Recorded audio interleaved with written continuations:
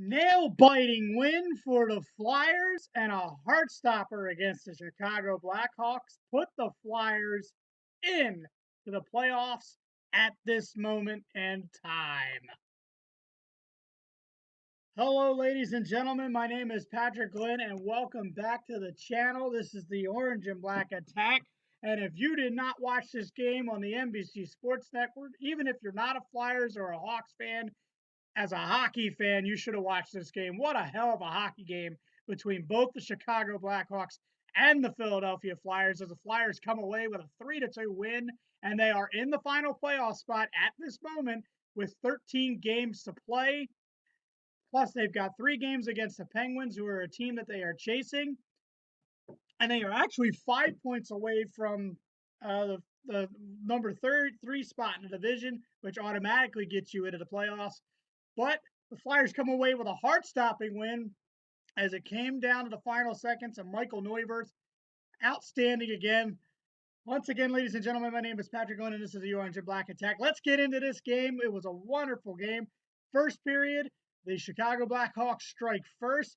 Shane on a shorthanded goal by Marian Hossa as Shane Gothensphere went to go take a shot from the point. His stick breaks, and the Hawks were able to find Marian Hossa on the breakaway, and Marian Hossa puts it into net for the Blackhawks, and they take a 1-0 lead. Flyers would get another power play later on, and it's the second unit again for the Flyers scoring the power play goal as Andrew McDonald throws the puck from the point, and Ryan White's able to tip it in to tie the game 1-1 at the end of the first period. Back and forth. In this game, it was funny. The first 2 periods, and I'll get into the second period, it was like the first half of the first period, Chicago dominated, and in the second half of the first period, the Flyers dominated. So we go into the second period, and again, just like the first period, Chicago dominated the first half of this period as Jonathan Taves is able to wrap one around, throw one, and bounce it underneath the post to give the Chicago Blackhawks a 2-1 lead into the second period. And then after the 10-minute mark, the Flyers took over in the period. So, like I said, like in the first period, Chicago dominated the first half. The Flyers dominated the second half as Claude Giroux and Braden Shen get a 2-on-1. Claude Giroux stops, spins around and finds Braden Shen, and Shen is able to wrist it past Darling to tie the game up 2-2 going into the third period.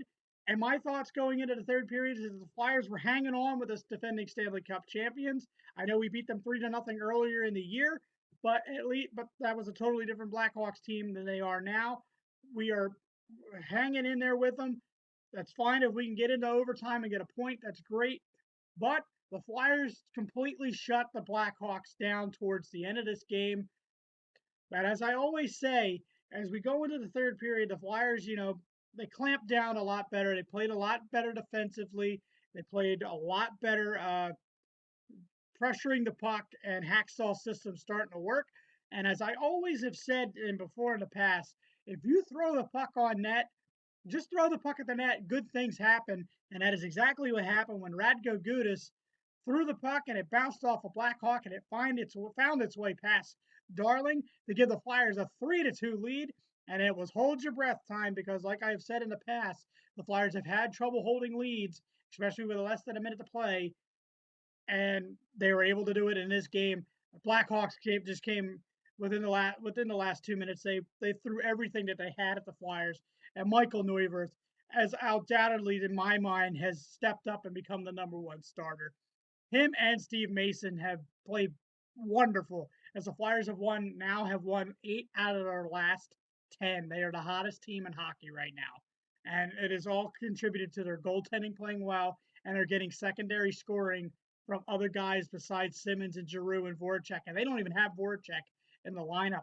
So the Flyers come away with a 3-2 win in Chicago, no less, and they sweep the season series against the Chicago Blackhawks. My 3 stars of the game, Radko Gudas with his game-winning goal. Braden Shen, he continues his hot streak. He's my 2nd star. And Ryan White continues to play really, really well for the Flyers down the stretch here. He is the 3rd star of the game. Now we got to look forward We get 2 days off coming up, as the Flyers have 2 days off. They have off Thursday and Friday, but they turn right around and they go back at home against the division rival and against the cross-state rival. It's a Keystone rivalry game. It's the Philadelphia Flyers and the Pittsburgh Penguins Saturday afternoon at 1 o'clock. As Sidney Crosby and the Pittsburgh Penguins come to town, the game is on Comcast Sportsnet. It is 1 o'clock Eastern Standard Time. 10 o'clock for those who live on the West Coast if you want to see a good rivalry game, if you guys want to get up. But like I said, great game between the Flyers and the Blackhawks. This is what hockey is about, folks. This is exactly what hockey is about. And you got a taste of what playoff hockey is about. Catch the highlights of this game if you can on the NHL Network. Great game. Once again, the Flyers come away with a 3-2 win against in Chicago against the Chicago Blackhawks. They are now holding the 8th spot. They are 1 point ahead of the Detroit Red Wings, who they beat last night. But they got to look forward ahead for Saturday's game for a team that is also ahead of them in the standings, and that is the Pittsburgh Penguins. 1 o'clock Eastern Standard Time on Comcast Sportsnet. The Philadelphia Flyers and the Pittsburgh Penguins. And as I always say, good night and good hockey.